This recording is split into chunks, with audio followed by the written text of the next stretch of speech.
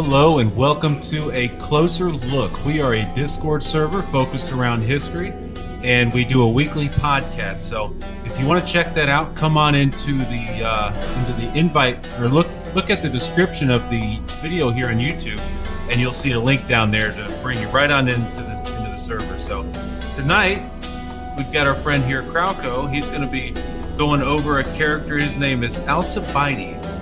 So kind of not very well-known history, but it's going to be very fascinating. I've been reading up on this guy today, and most of us are going to be probably pretty familiar with the story of Sparta and kind of that time frame. You know, we've all seen the movies and stuff, but Krauko's really going to go into a lot more detail, so I think we're really going to enjoy this. Now, a little backdrop on Krauko. Krauko is the aspiring author of a fictional work in the SRT Universe series. This is a fictional work that puts kind of a fictional twist on non-fictional events. So this has led him to research kind of several points of history to find their true transition and really draw off the history for his own writing. So without any further ado, I'm going to pass the torch over here to Krauko. Krauko, how you doing? Thank you. I'm doing good. Let's just get right into it. I'm going to be talking about Alcibiades. Now, some little background on this man, because he's really a fascinating person, especially a very comical person, even though he is quite, well, to say evil in what he's done in his life, but it's very comical in what kind of things he's done in his life and what his influence was on the Peloponnesian War. I'll get into that in a bit. So, background on Alcibiades. He was born on 450 BC, lived until 404 BC. Now, those dates are a little bit off.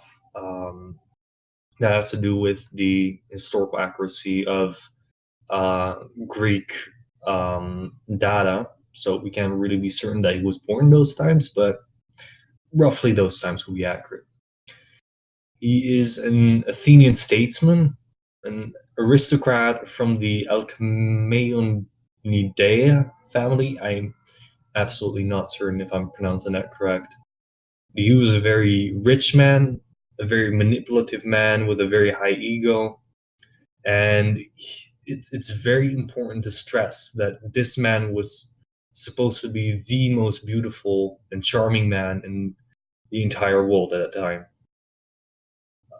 We can go back to writing of Socrates, which says that there is no one alive who surpasses Alcibiades in Callistos, that is Latin for beauty and wonderfulness, and Megathos. Now, the term Megathos may seem a little bit more familiar to English-speaking people here, because it references to the size and magnitude. But it's important to note that megathos isn't used to describe somebody's size and magnitude in a metaphorical way, but rather in a physical way, which is why there are a lot of rumors saying that Alcibiades had sex with Socrates on many occasions. This is because megathos is used to elaborate to the physical size and magnitude of somebody. So what this would maybe allude to is that his member, or penis, was very big, and that for some reason Socrates decided to write many literary works on this man. Now, a lot of people sought for the attention of Alcibiades for these traits of good looks and charm. One example is Anytis. He was a very rich and influential man in Athens, and when Alcibiades was still young, he invited him to a party. Now, Alcibiades rejected this invitation, but he did send servants to go and collect all the gold and silver present at the party. Now, of course, the partygoers at the time were very annoyed by what he had done, but Anytis actually enamored Alcibiades so much that he accredited him for taking only half when he could have taken all of it.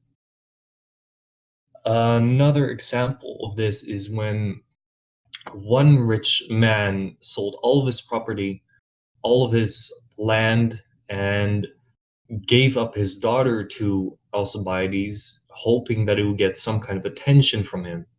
Now, Alcibiades accepted all this. He accepted all the money, he accepted all the land, and he accepted the daughter for marriage, but he never actually accepted any, he never actually gave any attention to the man who gave him all this. So that just shows how Alcibiades is morally very shrewd, but he's still somebody who has a lot of influence and is sought after a lot by other people. And his moral shrewdness can also be sought back in when he struck another aristocrat in Athens. He struck him over a bet, and the day after, rather than being charged for the crime of attacking somebody, he came to the man's house the day after entirely naked and told the man that he could do whatever he wanted to him for a single night in exchange for the charges to be dropped. Now, needless to say, the next day the charges were dropped. So one could say that Alcibiades was really the cultivation of the ultimate Greek sexual god, which is a very funny thing to see. A lot of records even say that Alcibiades was somewhat of a drag queen, as he would wear clothing typically worn by women. And that shows how unusual, but also how accepting the Greeks were about sexuality.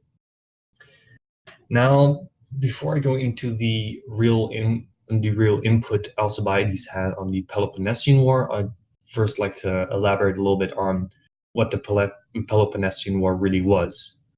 So this was a war fought between Athens, Sparta, Persia, Italy, Macedonians. There was also some influence from Egypt, though not through direct warfare. And this really was the first time in history that war evolved beyond the typical single battle wars that had been fought up until that point. This was really a war with multiple nations striking together in a single war, which one could say was somewhat of a First World War, though it obviously didn't. It didn't have every part of the world involved in this war. It really was one of the first to involve a prolonged multi-nation war like this. And it also saw to a lot of war crimes, as we would call them now, that beforehand would never really come about in the same magnitude that they did in this Peloponnesian War. The Peloponnesian War also eventually led to the demise of Athens, and in the later part of this war and towards the end, Alcibiades played a great influence during it. So, I'm gonna look back at what time this was, because I don't remember what moment in time this really happened. Around 413 BC, Sicily, and to be more accurate, let me see,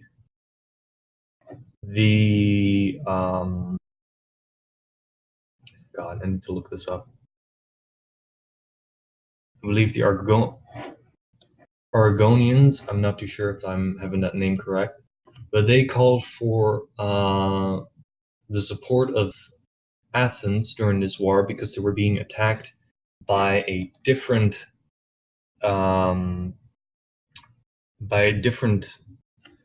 force called the Syracuse. The Syracuse were attacking the Sicilians, and they called for help from Athens to go against the strike.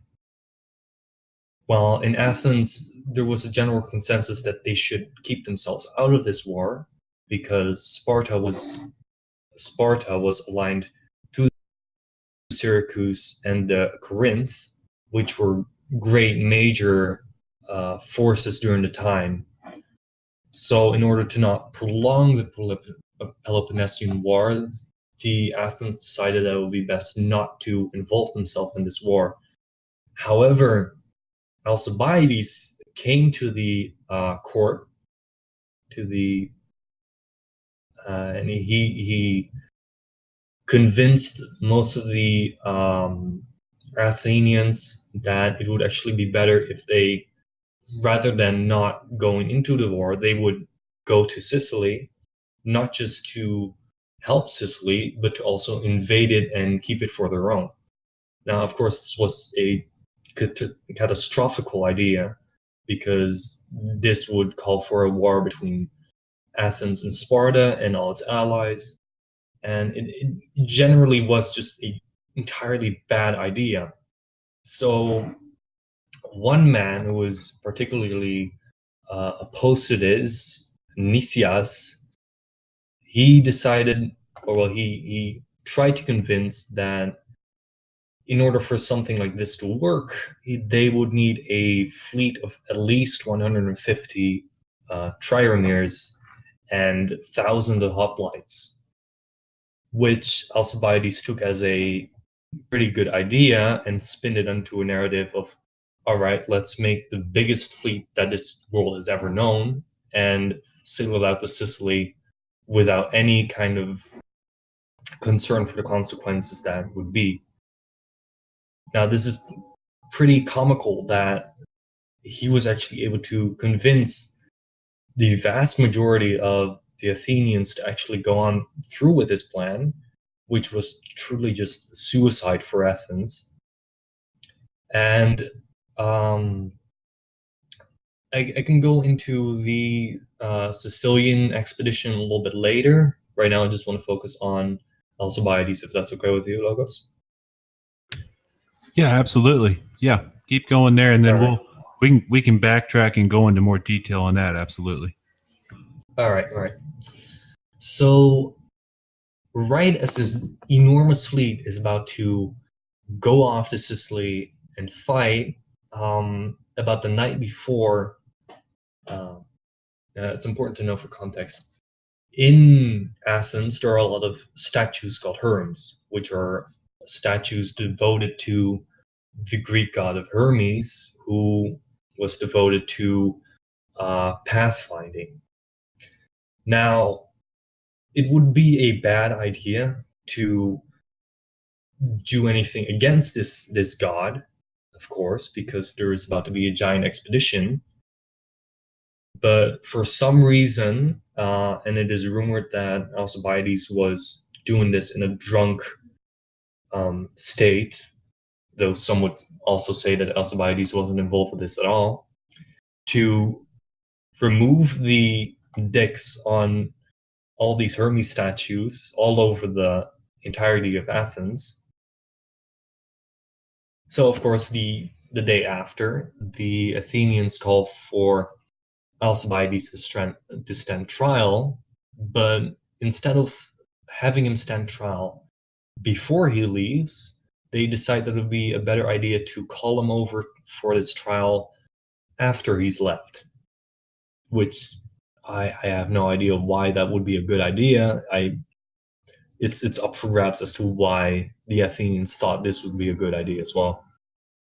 So by the time Alcibiades arrives at Sicily, he's recalled back to Athens. Alcibiades agrees to do this, so he takes a small convoy and follows the recall unit that had come to collect him. Now, Alcibiades was slowly slacking behind on the ship until eventually took a strong right and left for Sparta instead, so the recall unit couldn't catch up to him. Once in Sparta, Alcibiades decided that he would advise Sparta, and they were very compliant on this because As a former general and statesman in Athens, he had a lot of info about their tactics, about their numbers, about their wealth. So Sparta took him in as an advisor for their war plan during the Peloponnesian Wars. And it's much to Alcibiades' credit that the Athenians were defeated during the Sicilian expedition. Alcibiades stayed in Sparta for a few years, staying close to the king, advising him, until one fateful day, the queen of Sparta has a child. And it's important to note that most Greeks have black hair or brown hair, strong facial hair, and generally a bit darker of skin, while Alcibiades was someone who was very light of skin, had blonde hair, and the child very peculiarly had a suspicious lack of brown hair and a lot of blonde hair. So the Spartan king wasn't all too pleased about this because it showed that the queen had actually had sex with Alcibiades, and that Alcibiades was also involved with having sex with a lot of influential Spartans, their wives, which obviously called for him to be stood trial in Sparta and be killed. But instead of going through with this, Alcibiades found out about it early on and left for Persia. Once in Persia, Alcibiades did quite a lot of the same things. He became a statesman, again, there using his charm and good looks to influence people into becoming an advisor there, where he worked together with Tissaphernes, who was also a influential statesman there, to both hurt the Peloponnesian War effort, but do so in a way that it would seem as though it would prosper Persia, which it did. And eventually, after spending a few years for Persia, becoming extremely rich through his work there, because the Persians were widely known for their extreme wealth, Alcibiades was able to influence the Athens through a very peculiar takeover of their political system. So what Alcibiades did was he called for all the statesmen in Athens to go outside of the walls for a meeting. Now, the smart thing about this is that Athens was a democratic republic at the time. So there would be poor men and rich men in their consul, but when they were called outside of the walls, where a lot of Spartans would be going about attacking people, obviously only the rich people would come out because they could afford armor and weapons for themselves. So once the council was called, only the rich were present and none of the poor were present, which allowed Alcibiades to convince them to create a oligarchy by going through a law called as the law that outlaws illegal laws. That sounds very confusing and very weird, but essentially what this law did was make it impossible for democratic, anti-democratic laws to be put in. So they undid that law, and then they were able to impose an oligarchy in the Athenian council, which allowed for only the rich to rule and not the poor to rule. Using this tactic, Alcibiades was able to influence the state enough to outrule the death sentence. And after doing some more bribing, some more charming, he came back to Athens not as a villain that would be executed for his crimes, which there were many, but rather being given a hero's welcome, and he was given back all his original titles. He was remade a general, remade a statesman. He had an absurd amount of riches because of his work in Persia at the time, and Athens was changed into an oligarchy, which meant that he also had considerable more power in the state at the time.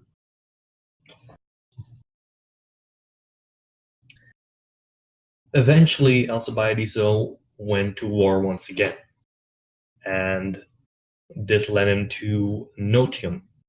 The Battle of Notium was a fight between a Spartan fleet and an Athenian fleet.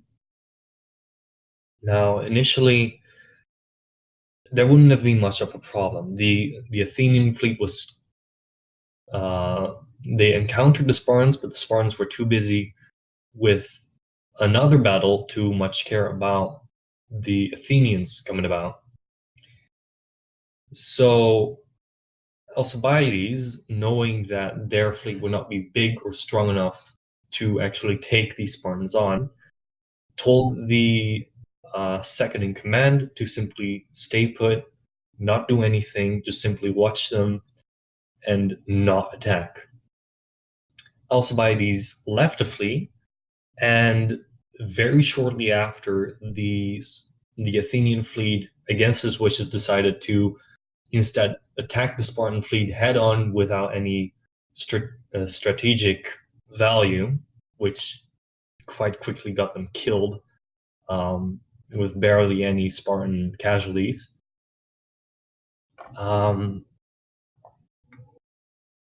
Alcibiades did get the blame for this defeat, however, and this caused him to impose himself into a self-inflicted exile. He went over to his home estate, which was essentially a Greek castle, where he spent the rest of his life. Now, during the last battle of the Peloponnesian War, which happened to be quite close to Alcibiades' home, he actually told the Athenians that they were in a bad position and that if they would change their position, they would win the war. But the Athenians didn't trust him enough and decided to go against his wishes, which ultimately led to the downfall of Athens. Now, there are quite a bit of rumors about how Alcibiades died, because after he left to that castle, he was outside of the walls of Athens and thereby had absolutely no protection against the Spartans. But there are rumors saying, and this is widely accepted among historians, that in his last days he sent a cast of his penis to the Spartan king with an attached note saying, "For when your wife starts to miss me." This obviously ultimately led to the Spartan king sending assassins to his estate. They took to burning the castle while he was in it. Now, this happened while he was taking a bath, so rather than being consumed by the flames, Alcibiades ran out of his home, not wearing anything and holding only a dagger, and started stabbing assassins at random until 15 arrows finally managed to kill him. All right, so that is all about the life of Alcibiades. Have any questions? You know, this guy is a character, man. I mean, Absolutely. When you draw parallels, right, you start to realize just sort of the charisma and everything. You see a lot of parallels with the politicians that we have today, but I don't know that I've even seen any today that have that kind of arrogance. And it's not the kind of politicians like you would talk about today, where you don't really think they'd really have a backbone. I mean, the dude's got a pair. He's by no means a weakling. He's got a pair, and he's I don't know. At the same time, seems like he seems like he kind of plays off of the paranoia of these different countries. When I was researching this war, the Spartans especially really seemed very paranoid, and it just sort of seems to me he kind of plays off of that. It's just sort of in his character. Yeah. It's kind of a trait of it where he prospers in chaos. So his tactic is to cause chaos in whatever world he finds himself in, so that he's the only one who can find his way out of it. And naturally, in a environment such as that, a man who is as smart as him, as charming as him, and also so capable at maneuvering himself in a chaotic environment would cause for many people who are not able to do so, especially the dumb among the Greeks, to follow his lead blindly, which happens to be also the kind of tactic that led to his downfall because of um, his likeliness to uh, enlist the dumb to do his work for him, which is what caused his major defeat at the defeat in Notium. Kind of another element here too, as I'm pondering on this. A lot of us today still reference Socrates all the time, and he was Mhm. actually a student of Socrates, so he's also, I suppose, quite the philosopher. But during that time, I don't believe that there probably wouldn't have been that many people that would have been really that familiar with that. So, do you feel like that might have actually gave him somewhat of an advantage to have such a profound teacher? Oh, of course, yes, yes. He was absolutely a very smart man, and I think a lot of that is to be accredited to being taught by Socrates.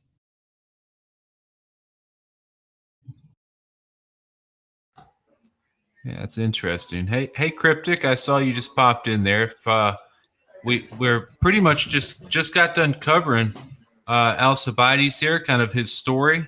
But did you have any questions specifically you wanted to ask about it, or do you know anything about it?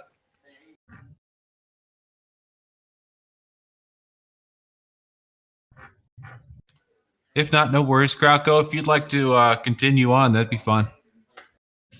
Right, right. So, um, the Sicilian expedition isn't by no means a field of expertise to me, but it is a very comical battle that was fought uh, during 413 to 415 BC. And I say it's comical because of the amount of really ridiculous kind of defeats that the Athenians suffered. So it's important to note that at the start, their starting war plan, there were three war plans that were submitted. On one is Alcibiades' war plan, which I'll get to later. The second was the war plan of Nicaeus, which was ironically the one who had actually been proposing that they not go to war. Um, he came and said that they should simply stick to um, helping the Sicilians and not get involved too much otherwise, and simply leave the moment they had fulfilled their mission. Um, the second thing that the general, let me look up his name because I could not pronounce it right. I think it was Demosthenes, right? Demosthenes came up with the idea to spearhead an attack from the eastern front, which was closest to them, and that would cause for a swift but good victory. Alcibiades, however, came with the idea that they should land on the westernmost side of Sicily, very far away from the actual fighting, and that they should move their way over to the east and along the way recruit more and more people in Sicily to help fight them. Now, there's no doubt that if he had been in charge of it and he had been the one collecting all those people, there would no doubt be a lot of people who would actually join in on their plan, and a lot of people would volunteer to help them because Alcibiades is such a charismatic person. But since he was recalled, this plan didn't really work all that much. And eventually they came to the east side of Sicily once most of the fighting had already started.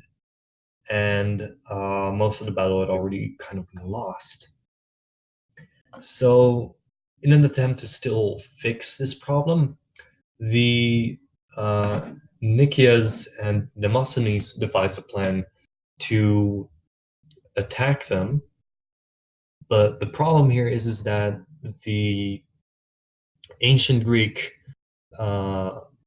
warfare involved one big problem, and that was when a city had walls, it would be hard to get past them. There were no real siege batteries or siege towers or catapults, and that all didn't exist yet.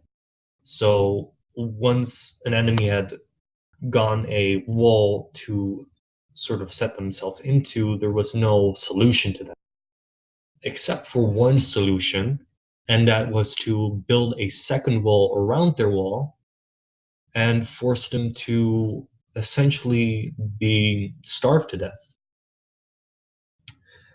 Well, this was essentially their plan. What actually evolved in Sicily was a sort of wall war. So the Athenians came to build a wall the um, around the city, but the Syracuse actually decided to build a wall right over that to cut them off where they were building their wall. But this happened about 3 or 4 times over until the Athenians eventually disbanded this idea.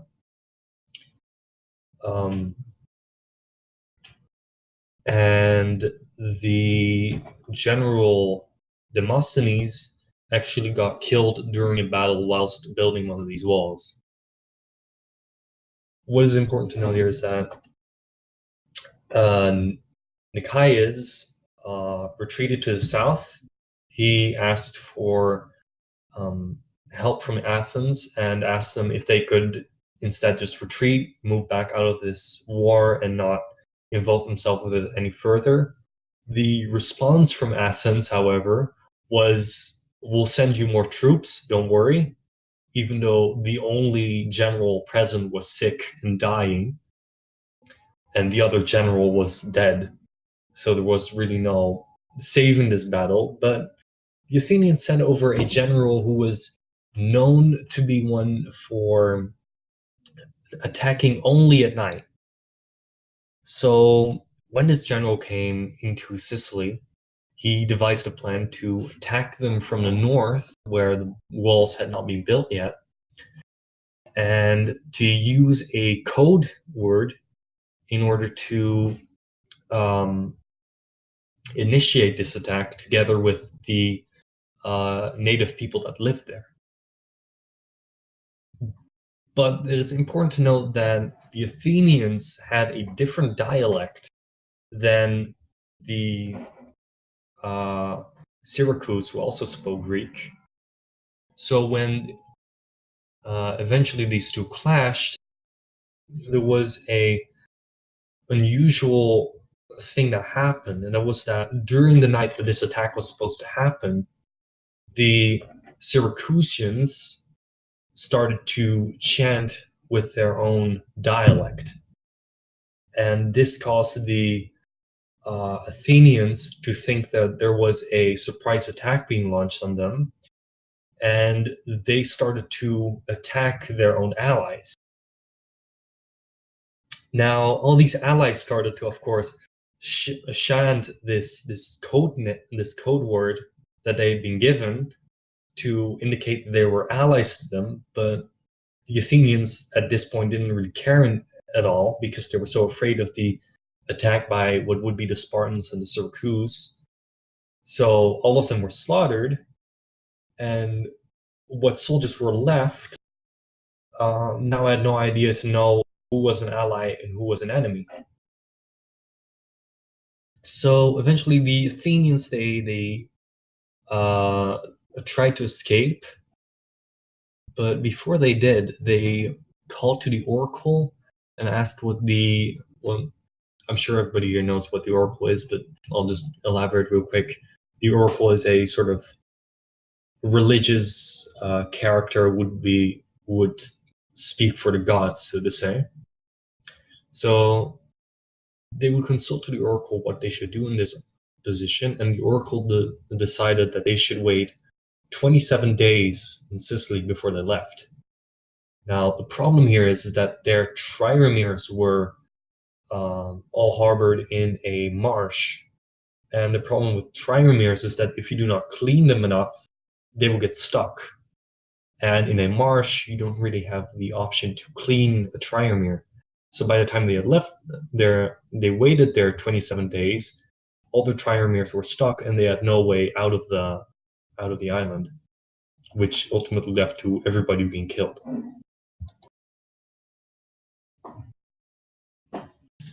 So that's how the Sicilian expedition ended. Any idea, how long it would take to build one of these walls? And there was it was called the Great Wall. Is that right? Right. Yeah. Yeah. And it took this sort of war. I think it took about a year. Yeah. Okay, so it wasn't like they just went out there and like today started dragging the barbed wire around and stuff. I mean, this was a lot This of took a work, a lot long of man time. hours. Yes. Yeah. A lot of man hours, a long time, and it was very comical how warfare devolved into essentially just who could build a wall fastest. And I can actually, I don't know if this will be able to view in the podcast, but I can look up an actual picture of how these walls manifested themselves. I have a picture here. I'll link it down to the podcast chat here. Okay. This is what this wall warfare looked like. So the blues here are the Athenians, and the reds are the Secoluths.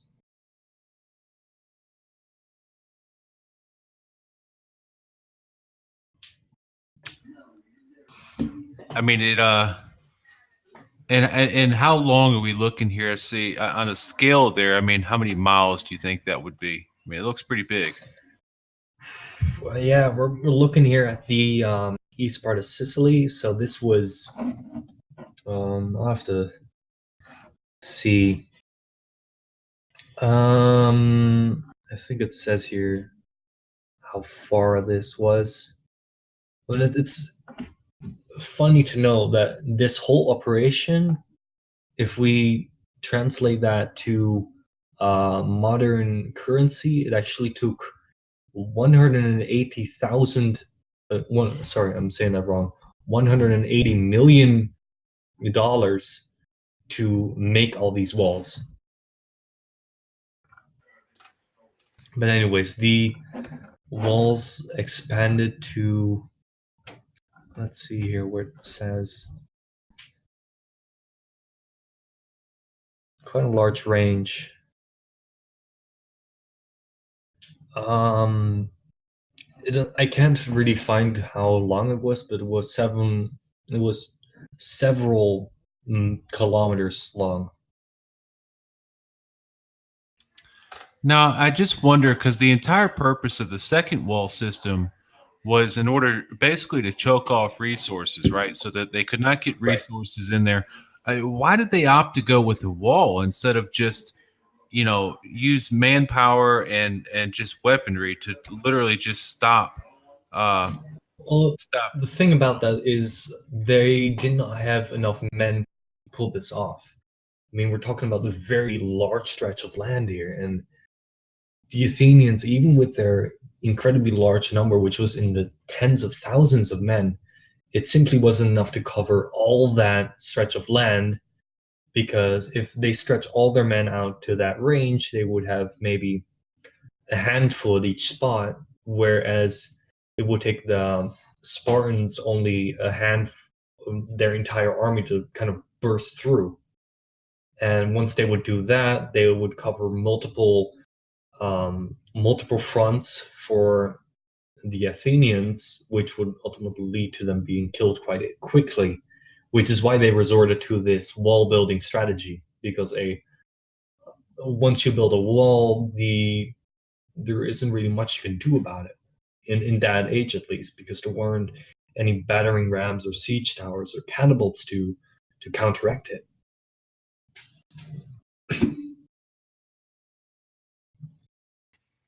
It is fascinating, though, to see that, over thousands of years, it is still the most effective plan to cut off resources in order to fight your enemy. I mean, they were doing it back then, they're Oh, doing it absolutely. now.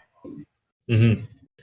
Yeah, that's always been the general consensus, even in Sun Tzu's Art of War. I don't know if you read that. It does state there that once you, I cannot really recall the accurate quote there, but it does talk about how cutting off somebody's resources is essentially killing their army, and that by cutting resources you really have to fight a war in the first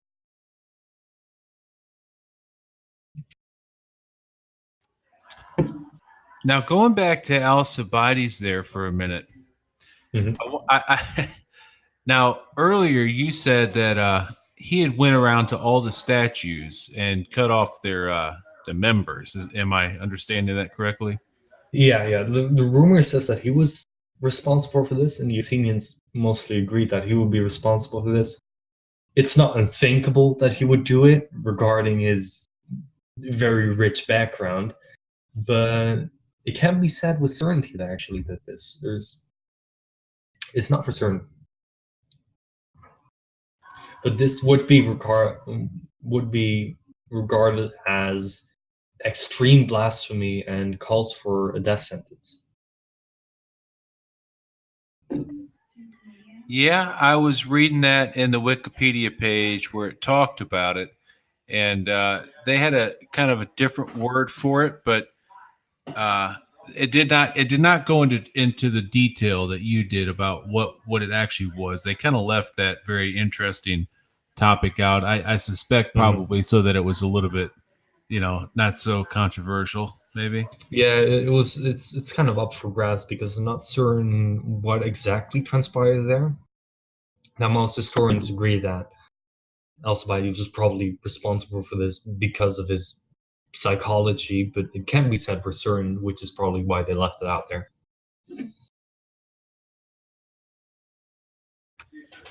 Now, in this time frame, there was a lot of worship, right, of different pagan gods, and I wonder if that had any influence, or the lack of had any influence, kind of on his sexual life. Because I mean, he seemed to have it was a no holds barred with him in his sexual life. Oh yeah. He was involved in any kind of sexual activity you could think of. He was um, involved in sex with different women, different men, children, family members, even animals, as some would say.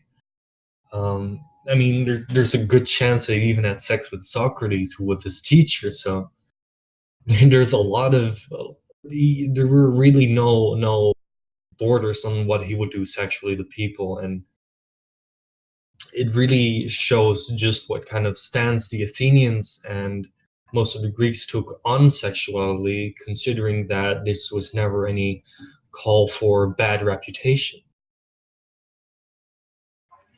Yeah, even the Wikipedia page actually referenced Socrates as his lover. Mhm. Yeah, there's a good chance that they were lovers. I mean, even as I referred to earlier about how Socrates wrote multiple works on the beauty of Alcibiades, and literally telling that he was beautiful and big in the physical form, which really just very blatantly alludes to the size of his member.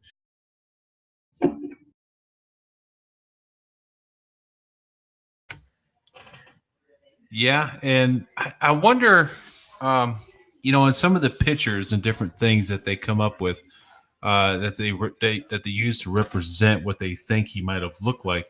those pictures Hmm. seem to have him looking sort of, in the facial, kind of like a pretty boy. He's not like a real masculine looking guy. He's Yeah, kind of a pretty boy.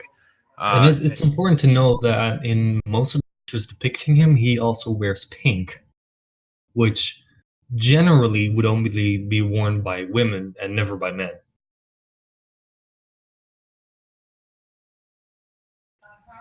yeah, and that would have been a much bigger deal back then too.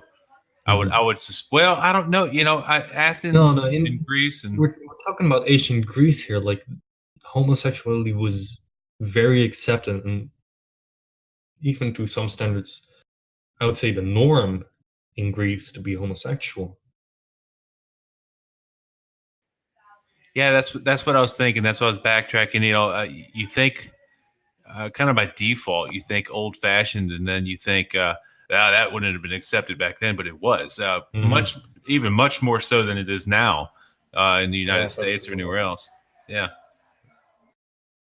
Yeah, no, I'd say that ancient Greece is still to this day the most sexually progressive uh, play a culture to have ever existed. I don't think that even now we would frown upon people who would do the kind of sexual things that the ancient Greeks did.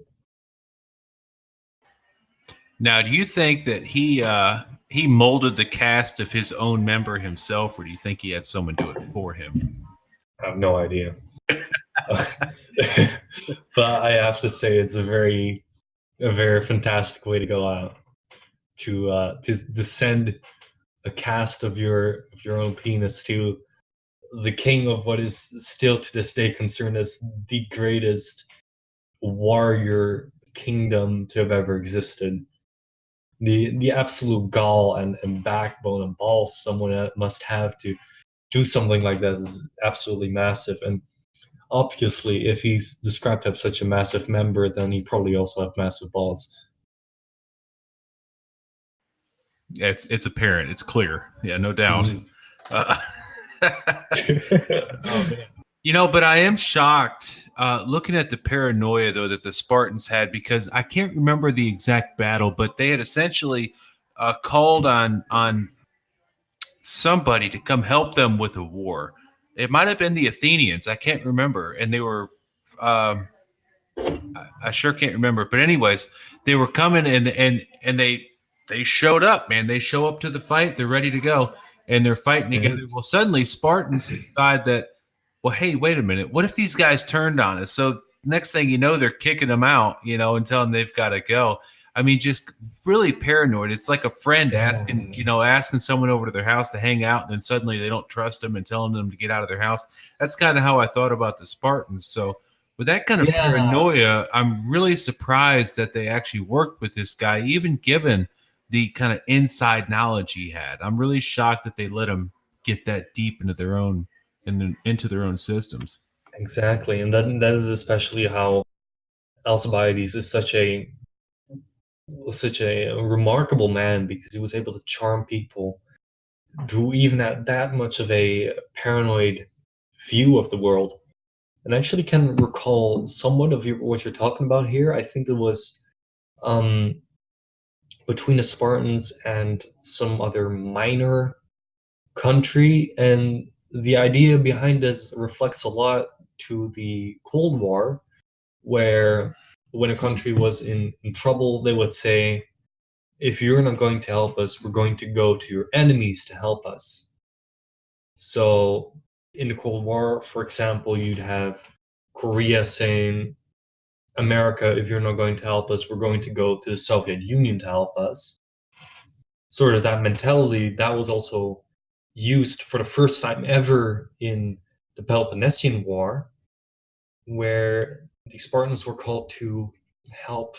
I cannot remember the name of the place. Their Greek names are very confusing, but the Spartans were called to help that place, and that came with the threat of if you, the Spartans, will not help us, we'll call for the Athenians to help us instead.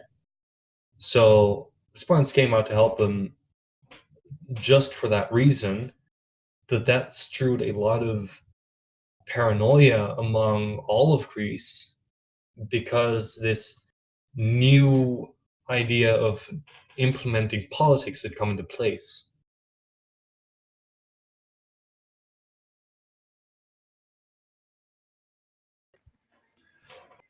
Yeah, the names are very, very confusing, especially because just the pronunciation, the way everything's Mm, worded, it's so much different than what we're used to now.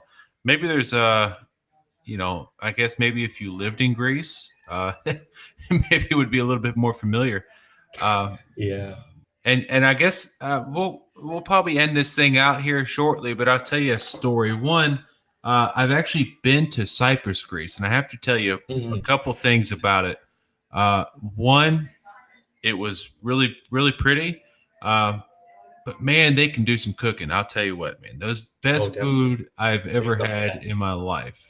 Best food I've ever had in my life. Uh, the other side of this is, when we're talking about this area, most people are really fascinated with the Spartans because we've all seen the movie, 300 and stuff Mm, like that. But, Hollywood does not do it any justice at all because when you go and you start reading the actual history of this stuff, you realize the movies put such a much farther gap between the Spartans and the rest of the countries as if the Spartans were just this indestructible force that nobody could touch, and mm. that just wasn't really the case. I mean, they were great warriors, but they weren't quite to the same extent that the movies make them out to be. Yeah, yeah, this has to do a lot with the 300 movie I think you're referring to here. And it's important to know that the 300 movie was never actually meant to accurately portray the Battle of Olympus. It was actually a uh, a refilming of a fictional work. I mean, the Battle of Olympus really did happen, and the 300 soldiers that came there to fight other Persians did happen, but it never actually happened as it's told in the movies because the movie was portraying a actually just a strip comic. So a lot of people are confused about that, but it was never really meant to portray that. But I think a lot of people do think it portrays that because it very convincingly does so, and there's already um, a lot of this idea going on that Sparta really was this warrior, ultimate, indestructible force, as you call it.